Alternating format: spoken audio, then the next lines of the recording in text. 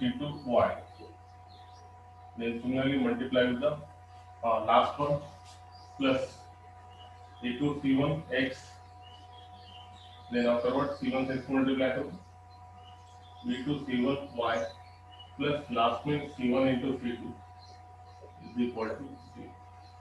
So now अब इसमें जो टर्म्स है जैसे कि फॉर एग्जांपल जो कॉमन टर्म्स है वो सबसे पहले निकालो। जैसे यहाँ पे ये x5 वाला टर्म है, यहाँ पे भी x5 वाला टर्म है, इसमें से x5 कॉमन निकलेगा। सिमिलरली यहाँ पे x है, यहाँ पे x है, इसमें से x कॉमन निकलेगा।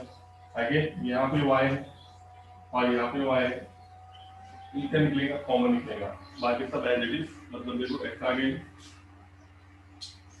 a1 a2 x2 plus a1 b2 और a2 b1 x2 कॉमन है, इससे कैसे लेंगे a2 a1 b2 plus a2 b1 दोनों को कॉमन xy प्लस फिर y2 वाला term b1 b2 y2 plus b1 b2 y2। अब उसके बाद x वाला टर्म, इसको x से मल्टीप्लिकेशन में, इसको x मल्टीप्लिकेशन में, तो plus a1 c2 plus a2 c1 x common plus y वाले टर्म में, तो यहाँ पे y वाला टर्म है b1 c2 और प्लस b2 c1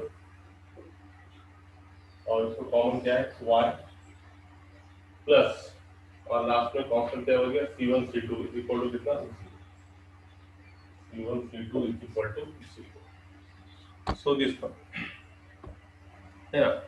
तो ये कल का है आपका सेट आया फॉर्म में। सबसे पहले this is a line which is not passing through the origin because constant term c1 is present.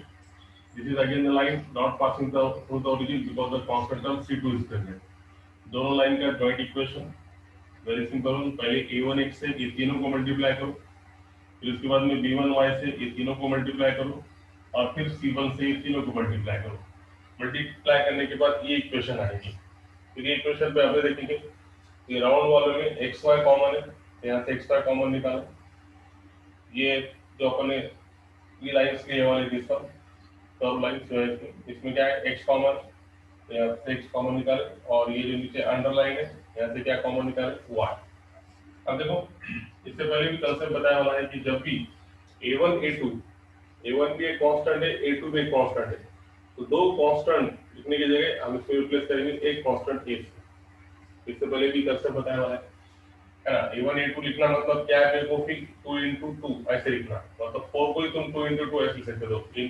Simple 2 into 2 की जगह क्या लिखो 4।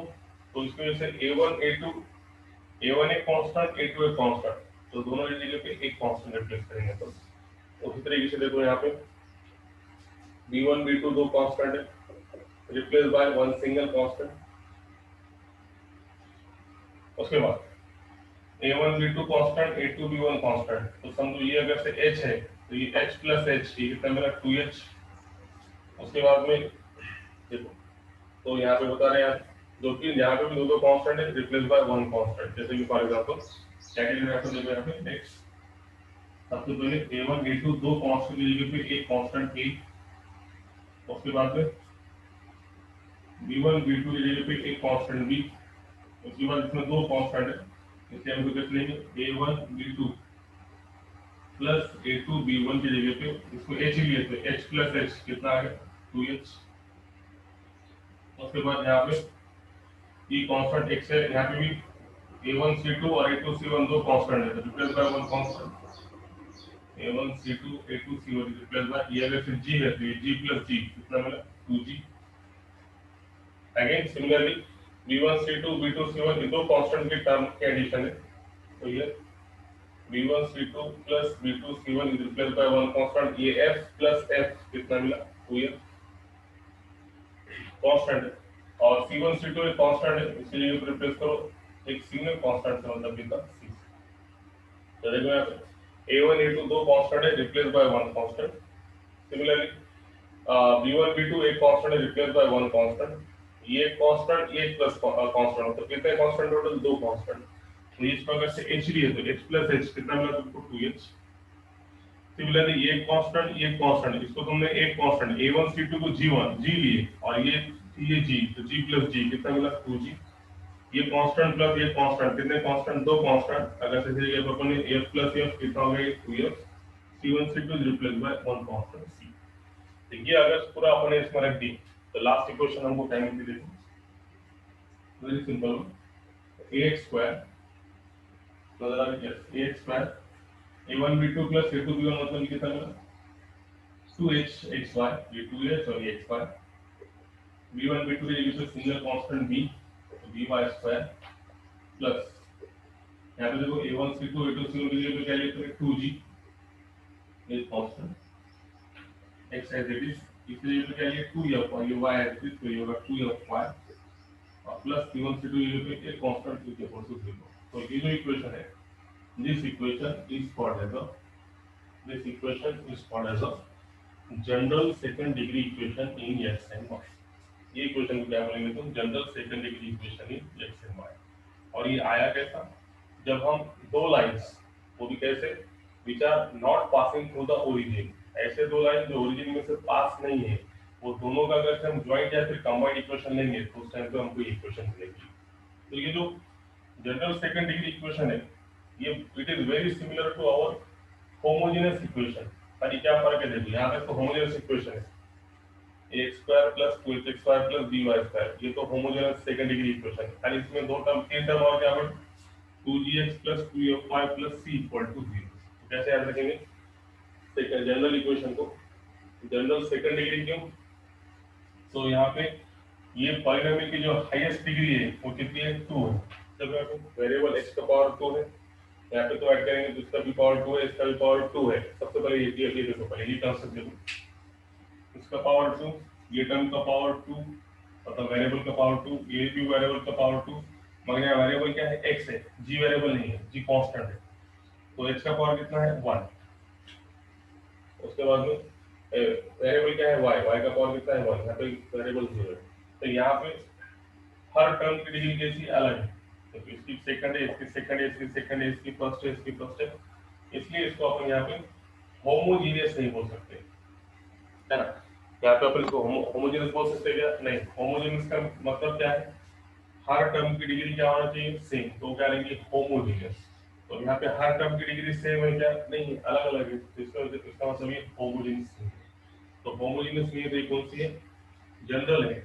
और सेकंड डिग्री इक्वेशन क्यों, तो ये पॉलिनोमियल की हाईएस्ट डिग्री कितनी है 2, सबसे ज्यादा डिग्री कितनी है 2 है, बाकी 1 है, तो सबसे जो हाईएस्ट डिग्री रहेगी वो सी क्या रहेगी, डिग्री ऑफ दैट पॉलिनोमियल, है ना। जैसे फॉर एग्जांपल ये ax square plus bx plus c equal to 0, इसमें वेरिएबल x का पावर 2, उसके बाद में x, तो इसकी ये पॉलिनोमियल की डिग्री कितनी होगी 2। उसी तरीके से ये पॉलिनोमियल में जो है हाईएस्ट डिग्री कितनी है 2 है, तो इसकी वजह से इसे क्या बोलते हैं अपन, general second degree equation.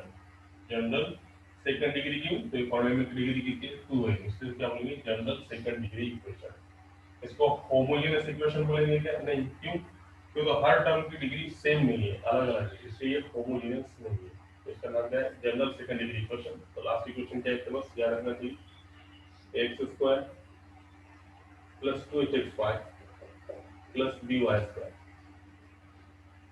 X square plus 2hxy plus by square, ये तो यहाँ तक तो क्या है, ये होमोजेनियस इक्वेशन के हिसाब से तीन टर्म क्या रखेंगे प्लस, एक है 2gx, एक है 2fy और एक है c equal to this one. So this equation is called as a general second degree equation in x and y. A square plus 2xy plus by square plus 2gx plus 2fy plus c equal to 0. यहाँ तक तो same है, homogeneous equation क्या होता है, मगर यहाँ से थोड़ा डिफरेंट है, ये याद रखना पड़ेगा, 2gx plus 2fy plus c equal to 0। ऐसा नहीं, तो जब भी सेकंड डिग्री इक्वेशन देंगे तो क्या रहेंगे, जनरल सेकंड डिग्री इक्वेशन इस प्रकार से रहेंगे कि इसमें लाइंस कैसे रहेंगे, which are not passing through the origin से। ठीक है, तो ये आगे कर सकता हूँ एकदम सिंपल, दो lines which are not passing through the origin, कि दोनों को जॉइंट इक्वेशन सॉल्व करने के बाद हमको क्या मिलेगी, जनरल सेकंड डिग्री इक्वेशन। ये अब उसके बाद नेक्स्ट कंसेप्ट क्या है कि जनरल सेकंड डिग्री इक्वेशन में अब देखो, और एक इसमें रिमार्क में बोला है कि इसका इसका जो क्या बोलेंगे, उल्टा कॉन्वर्स इसको बोलेंगे, इसका कॉन्वर्स ट्रू नहीं है। The converse of this theorem is not true, why? Because same है। स्टेटमेंट क्या है इसकी? स्टेटमेंट क्या है कि the combined equation of two lines is gives the general second degree equation. याच्यामध्ये जर आपण दोन लाईनचा कंबाइंड इक्वेशन घेतलं which are not passing through the origin, तो हमको क्या मिला? General second degree equation. मगर एखादी जनरल सेकंड डिग्री इक्वेशन को तुम सॉल्व करेंगे, इसको अगर से सॉल्व करेंगे तो हमको दो lines which are not passing through the origin मिलेंगे, ऐसा नहीं है। कॉन्वर्स इसका क्या है? उसका उल्टा क्या है? जैसे कि अपने होमोजेनस में देखे थे, होमोजेनस में अगर से दो lines passing through the origin है और उसका जॉइंट इक्वेशन लिए तो हमको क्या मिलता? Second degree homogeneous equation.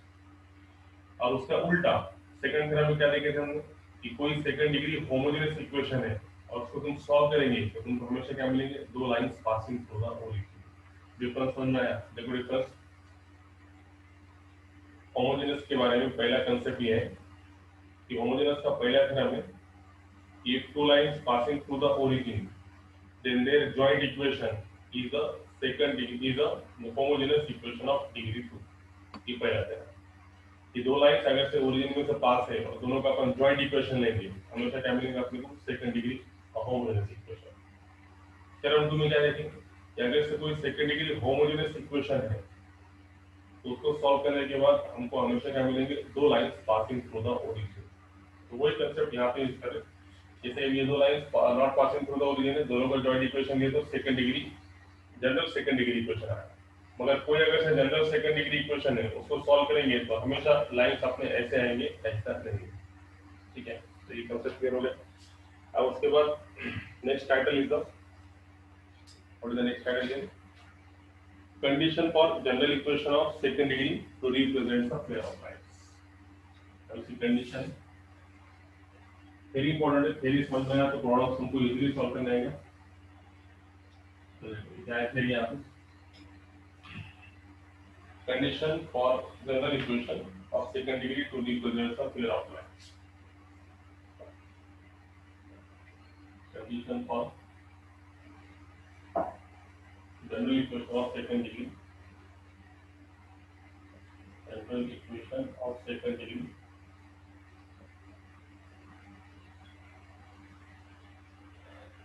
to represent a pair of lines. To represent a pair of lines.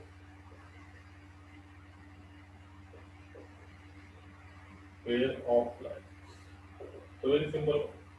अब क्या कंडीशन है कि जब हम बोलेंगे general equation of second degree में दो लाइंस है ना, हर बार तो अपन चेक नहीं करेंगे, तो क्या कंडीशन है? What is the condition for general equation of second degree to represent a pair of line? तो इसमें क्या कंडीशन है? सबसे पहली कंडीशन क्या है कि जो भी इक्वेशन है, चलो तो सबसे पहले बोलो जनरल सेकंड डिग्री इक्वेशन क्या रहती है? X square plus 2hxy plus by square plus 2gx plus 2fy plus c equal to 0। तो ये कब ऐसी क्या कंडीशन है जब ये क्या करेंगे? Represent a pair of lines है। अपन ऐसा बोल सकते हैं कि इसमें दो लाइंस है। ऐसी कौन सी कंडीशन है कि हम जब बोलेंगे कि इसमें 100% देयर आर टू लाइंस और there are pairs of lines are there. तो ये कंडीशन करें अपन, condition for general equation of second degree to represent a pair of line. ऐसी कौन सी कंडीशन है कि वो कंडीशन आने के बाद हम बोलेंगे यस डेफिनेटली इसमें कितने लाइन है? पेयर्स ऑफ लाइन है। तो कंडीशन क्या है? एकदम सिंपल। तुमने क्या करेगा? इसका डी निकालेगा, डिटरमिनेंट जो भी जनरल सेकंड डिग्री इक्वेशन देगा उसका डी निकालेंगे। तो डी में कैसे निकालेंगे? एकदम simple, A B C H G F again H G F. Symmetric matrix है ऐसा। फिर से एक बार बताओ, सिमेट्रिक मैट्रिक्स में क्या कर जाता है? डायगोनल के ऊपर की और डायगोनल के नीचे के एलिमेंट क्या रहते हैं? सेम। जैसे फॉर एग्जांपल ये तुम्हारा ए बी सी, ये क्या है? डायगोनल। डायगोनल के ऊपर के मतलब क्या? इधर h है तो इधर h है, इधर g है तो इसके डायगोनल के नीचे क्या है? g। इधर अगर से h g f है तो यहाँ कितना है? f है। तो ये अगर से डिटरमिनेंट निकाले और इसकी वैल्यू 0 है, एक तो ये और बाजू में कॉमा, पहली कंडीशन ये, फर्स्ट कंडीशन। दूसरी कंडीशन क्या चेक करेंगे? इसका h स्क्वायर माइनस a भी निकालेंगे। ये अगर से ग्रेटर देन इक्वल टू 0 है तो इस टाइम पे हम बोलेंगे yes definitely in that one there are two lines or which are or you can say that there are pair of lines which are nothing but this one.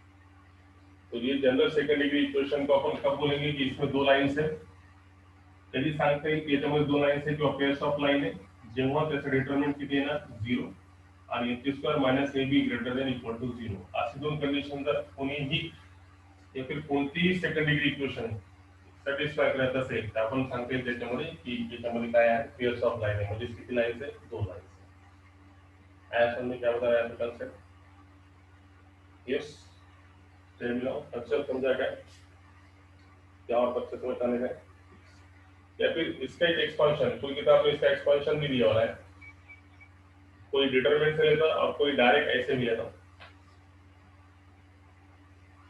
Repeat ठीक है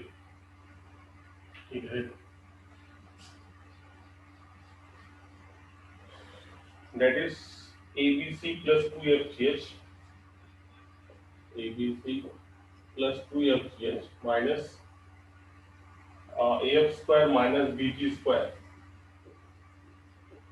minus CH square equal to 0 देख अब वो दो बच्चों के समझ में नहीं आया और बात को समझो क्या बता रहे हैं आप सबसे पहले ये तुम्हारे समझ में आएगा general second degree equation in x and Y मतलब क्या तो जनरल सेकंड डिग्री इक्वेशन मतलब क्या जब दो लाइंस जो कि ओरिजिन में से पास नहीं है उनका यदि हमने जॉइंट इक्वेशन या फिर कंबाइंड इक्वेशन लिया तो हमको क्या मिलता general second degree equation general second degree equation की बोलो कैसे है इक्वेशन याद होना चाहिए सबको ax² plus 2hxy plus by²। यहाँ तक तो आपने क्या है होमोजेनियस इक्वेशन की वजह से फिर इसके बाद तीन नए टर्म ऐड हुए 2gx plus 2fy plus c equal to क्या तो ये तुम्हारी क्या है तुम्हारी general second degree equation in x and y. तो उसके बाद नेक्स्ट कंसेप्ट बता रहे हैं अपन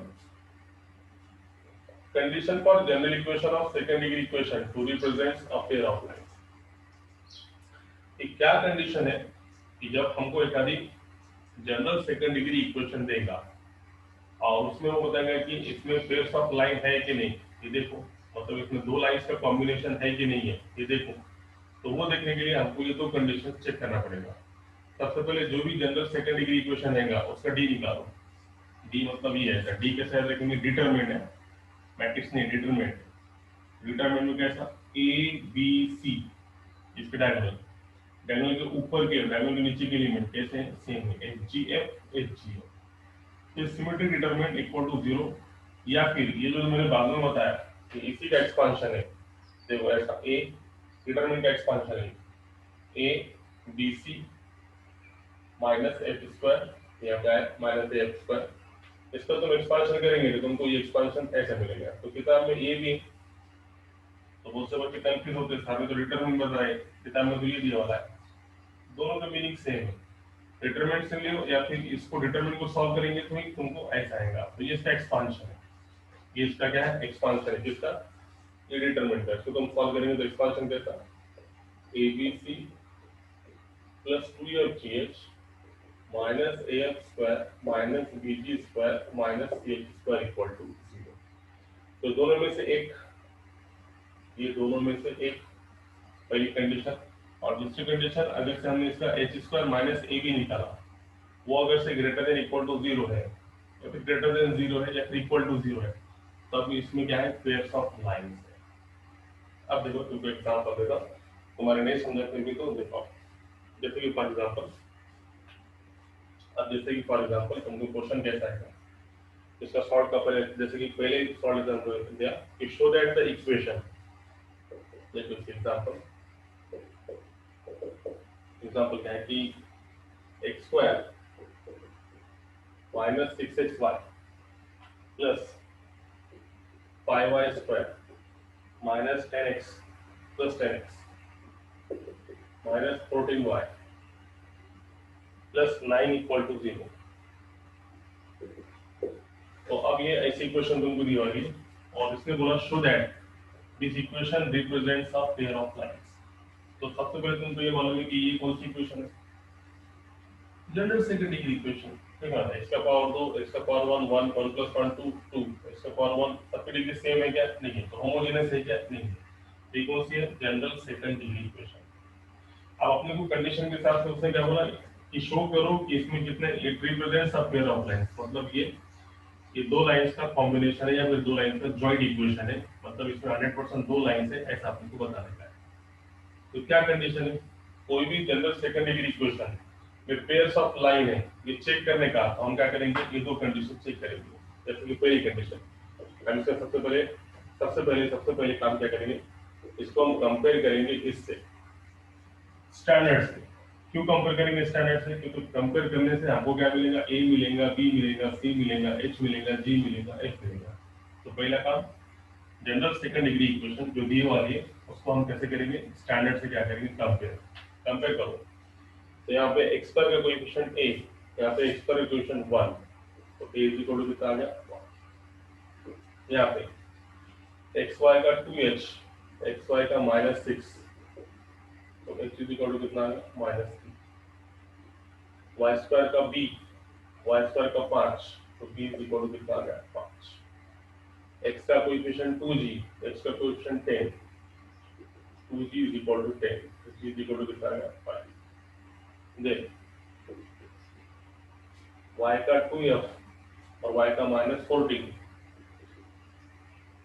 तो f इज इक्वल टू कितना आ गया -7। राइट है, और लास्ट में ये कितना है, दो और बस 9, और यहाँ पे कितना है c, तो c इज इक्वल टू कितना मिला 9। तो ये टर्म सब मिल गए। अब हम क्या करेंगे, सबसे पहले ये पहले इसमें रख के रखेंगे डिटरमिनेंट में, तो इसमें सेकंड से करेंगे, देखेंगे कि डिटरमिनेंट 0 आता क्या है। तब इसमें a कितना है 1, h कितना है -3, g कितना है 5, अगेन h -3, b कितना है 5, f कितना है -7, अगेन g कितना है 5 -7, और c कितना है 9। बस डिटरमिनेंट को सॉल्व करो, डिटरमिनेंट को सॉल्व करो, इसकी वैल्यू 0 आ जाएगी, देखो चेक करो। डिटरमिनेंट सबको सॉल्व करना है था 1 9 5 का 45, फॉर्मूले का -7 7 का 49, second limit minus, but minus minus become plus, -27, फॉर्मूले का -7 into 5, minus become +5, then 7 3 21, -25, solve करके देखो कितना है, माइनस का 4, 35 में से 27 गया 8, 8 3 24, 21 में से 25 गया -4 -30, देन -4 -20 -24 + 24, रिटर्न की जाएगा 0। पहली कंडीशन कैसी है, सेटिस्फाइड है। अब दूसरी कंडीशन हो तो हम क्या करेंगे सर, h² -a, और h² -3 का स्क्वायर मतलब कितना है 9, ab, a कितना है 1, b कितना है 5, तो में से 5 गया कितना है 4, तो ग्रेटर देन इक्वल टू क्या है। तो ये तो तुमको दी वाली थी जनरल सेकंड डिग्री इक्वेशन में d निकाले हमने, तो d की वैल्यू कितनी आई 0, पहली कंडीशन सेटिस्फाइड है। और हमने इसके बाद में h² - ab निकाला, तो कितना है 4, मतलब पॉजिटिव आया, ग्रेटर देन इक्वल टू 0 का मतलब पॉजिटिव है, तो पॉजिटिव दोनों कंडीशन सेटिस्फाइड है, तो इसका मतलब 100% इसमें कितने लाइंस है, पेयर्स ऑफ लाइन है, मतलब दो line. Now is that clear? आया समझ में? बोलो यस। कळल्याशिवाय पुढे जाणार नाही, पाच सांगा मला, कळालं का? एक्झाम्पल घेऊन सांगितलं तुम्हाला कसं करायचं म्हणून. Yes, what about the remaining ones? Very good. Good one, चलो नाइस। तो ये तो तुमको ऐसा करना पड़ेगा, सो दैट मतलब कोई भी जनरल सेकंड डिग्री इक्वेशन को अगर से represents a pair of lines बताना है, वेरी गुड वेरी गुड। तो पहले इसको कंपेयर करो स्टैंडर्ड से, कंपेयर करके A H B G F C मिलेगा, डिटरमिनेंट में रखो, वैल्यू 0 आई, पहली कंडीशन सेटिस्फाइड है।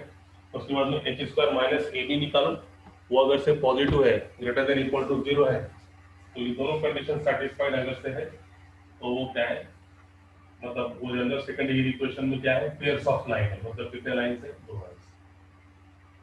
राइट है, तो ये होगा पहला कंसेप्ट। दूसरा कंसेप्ट ये होगा इसका पहला जनरल सेकंड डिग्री इक्वेशन, ठीक है, condition for general equation of second degree to represent the pair of lines. इसको दूसरे आप तीसरे की तरफ जाएंगे और एक क्वेश्चन कैसा था ऐसे समझो, शो दैट दिस इक्वेशन मतलब ये general second degree equation does not represent a pair of lines।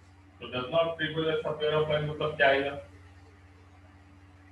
कैसा आएगा, दोनों में से एक कंडीशन क्या रहेगी, सेटिस्फाइड नहीं होगी, मतलब तुम डिटरमिनेंट जीरो आ गया मगर एच स्क्वायर माइनस ए भी नेगेटिव आ गया, समझो कभी ऐसा उल्टा आ गया, समझो 5 ये आया ये -9, 5 -4 मतलब कितना, 5 -9 मतलब कितना -4, जो कि क्या है नेगेटिव।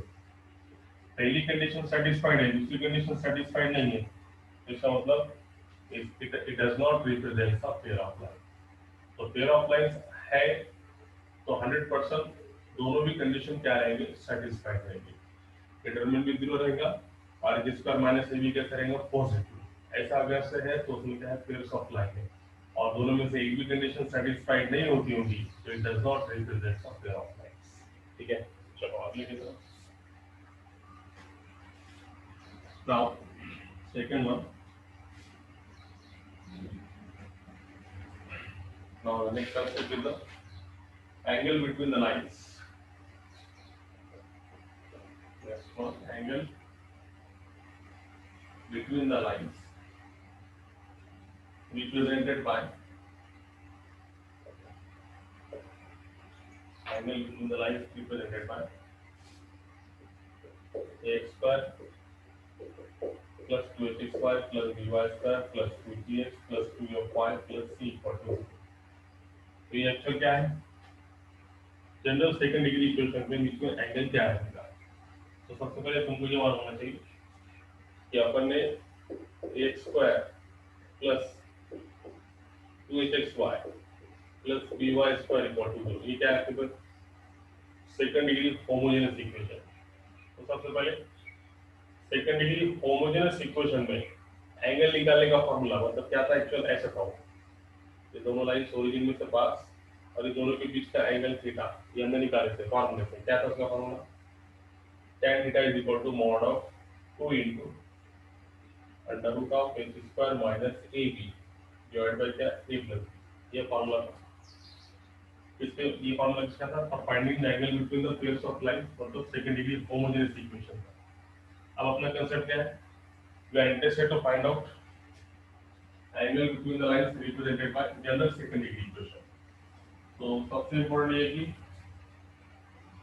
एंगल निकालने के लिए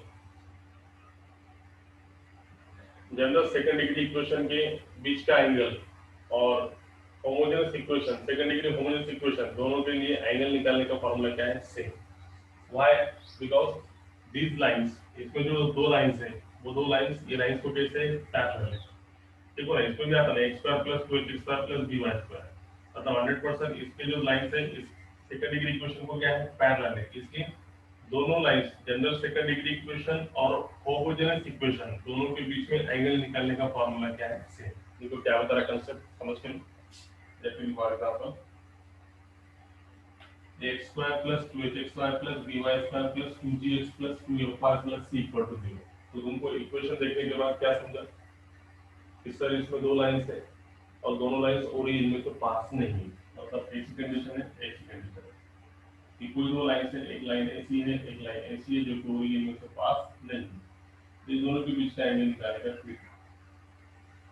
तो तुम अगर से इसको देखेंगे तो ये a square plus 2h square plus by square मतलब इसमें सेकंड डिग्री इक्वेशन क्या है और इसके बीच में एंगल निकालने का फॉर्मूला क्या है, जैसा इसमें जनरल इक्वेशन में भी सेकंड डिग्री इक्वेशन है।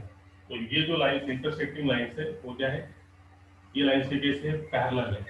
ये जो इंटरसेक्टिंग लाइंस है मतलब जनरल इक्वेशन रिप्रेजेंट कर रही है दो लाइंस, ये जो दो लाइंस है जो कि general second degree equation represent कर रहे हैं वो किसके पैरेलल है, homogeneous equation of second degree के। इसलिए दोनों के बीच में एंगल निकालने का फॉर्मूला, जब भी ये दो लाइंस के पैरेलल रहेंगे तो दोनों का एंगल क्या रहेगा, सेम है ना। एंगल पैरेलल है तो एंगल क्या रहता, सेम। तो इसका मतलब इसके बीच में भी एंगल निकालने का फॉर्मूला क्या रहेगा, same. tan theta is equal to mod of 2 into under root of h square minus A b upon a plus c. तो एकदम क्लियर हो गया, एकदम क्लियर हो गया। जैसे कि फॉर एग्जांपल तुमको ऐसा पूछा उसने, पिछला एक क्वेश्चन उठाएंगे अपन, x square minus 6xy plus 5y square plus 10x minus 14y plus 9 equal to 0। अब मेरे को सबसे पहले बोलो ये लाइंस कौन से हैं? ये होमोजेनियस इक्वेशन है क्या? नहीं, मतलब क्या जनरल इक्वेशन है। अब इसमें तुमको पूछा उसने find the angle between this line, तो मैं क्या कंसेप्ट बता रहा, ये जनरल इक्वेशन है, भले ही second degree equation, general second degree equation भले ही अगर से है, तो इसका एंगल निकालने का फॉर्मूला और होमोजेनियस का एंगल निकालने का फॉर्मूला, दोनों का फॉर्मूला कैसा है? सेम। क्यों सेम? तो ये जो दो लाइंस इंटरसेक्टिंग है, वो दो लाइंस, ये पेयर्स ऑफ लाइन को जो ओरिजिन में से पास है, इसको क्या है? पैरेलल है। ये अगर से इसको पैरेलल है, तो पैरेलल होने की वजह से दोनों के बीच में एंगल निकालने का फॉर्मूला क्या है? सेम। तो सेम हमको वही करना पड़ेगा, पहले इसको कंपेयर करना पड़ेगा। तो आपको क्या मिलेगा? ए मिलेगा, वही same. 2h is equal to -6, h is equal to कितना आ गया? -3, b इज इक्वल टू 5 आ गया, ठीक है। उसके बाद में 2g इज इक्वल टू 10, तो g इज इक्वल टू 5 आ गया। 2f इज इक्वल टू -14, तो f इज इक्वल टू -7 आ गया, और c इज इक्वल टू कितना होगा? +9, ठीक है। तो अब हम इसमें एंगल के फॉर्मूला रख देंगे इसको, tan थीटा के देखो 2 under root of x square minus 3 का square 9 minus ab 1 into 5 divide by a plus 1 plus 5, कितना है? सिंपली वी गॉट ये, आफ्टर सॉल्विंग वी गॉट ये 2, 9 में से 5 गया 4, रूट के बाद निकालेंगे तो 2, 1 प्लस 5 6, ये कितना है? 2/3, tan पे कितना है? 2/3, तो थीटा इज इक्वल टू कितना? tan inverse of 2/3। और आया समझ में? थर्ड में क्या है? Angle between the lines represented bye, तो तुम्हारा क्या फॉर्मूला है? एंगल निकालने का formula homogeneous equation of second degree और जनरल इक्वेशन, दोनों के लिए एंगल निकालने का फॉर्मूला क्या है? सेम। तो आया कि समझ में आता है? Yes, tell me now.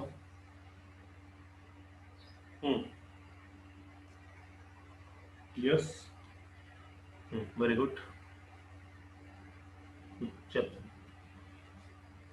Okay, ठीक, वेरी गुड। देखो ये होगा second bit, third bit sorry, और यहाँ पे शॉर्ट में आगे से क्या करेंगे? फॉर्मूला लिख देंगे। ये नजर आ रहा है किसका है? ठीक है। इसमें कितने कंडीशन? दो condition, t is equal to 0 आना चाहिए, और दूसरी मतलब h स्क्वायर माइनस ए बी क्या आना चाहिए? Greater than equal to 0। और इसके लिए फॉर्मूला क्या है? tan theta is equal to mod of 2 under root of h square minus A B divide by a plus, ये था। नाउ नेक्स्ट बिट, सब रिमार्क में है। नेक्स्ट बिट क्या बता रहा हूँ?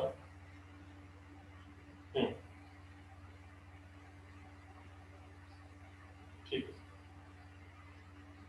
और दूसरा है एक्यूट एंगल निकालने, इसका condition of for line to be perpendicular to each other is, इसमें जो अब क्या है? ये जो line x square plus 2xy plus by square plus 2gx plus 2fy plus c equal to 0। तो ये जनरल इक्वेशन में अगर से पेयर ऑफ लाइंस है, पेयर ऑफ लाइंस है मतलब इसमें अगर से दो लाइंस है, it represents a pair of line, implies इसमें अगर से पेयर ऑफ लाइंस है, जनरल सेकंड इक्वेशन में पेयर्स ऑफ लाइन है मतलब दो लाइंस है, तो कंडीशन क्या है कि जब पेयर ऑफ लाइंस है मतलब पैरेलल के लिए क्या कंडीशन है और परपेंडिकुलर के लिए क्या कंडीशन है? तो condition for the lines to be perpendicular, इसमें जो दो लाइंस है पेयर ऑफ लाइंस है वो परपेंडिकुलर कब है? सेम होमोजेनियस के साथ, पहली कंडीशन।